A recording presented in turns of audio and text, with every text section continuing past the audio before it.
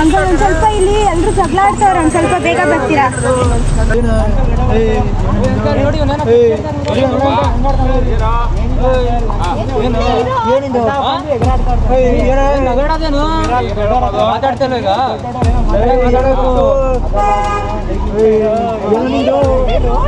ಏನೇನು ಕಟ್ಟಿದ್ಯಾ? ಫೋನ್ ಮಾಡ ಏನು ಏನೀಗ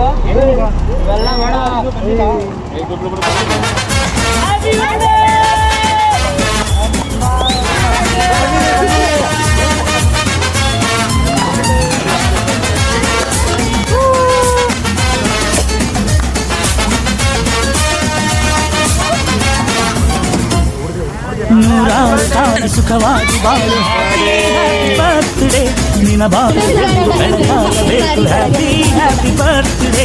ನೂರಾರು ಕಾಲ ಸುಖವಾಗಿ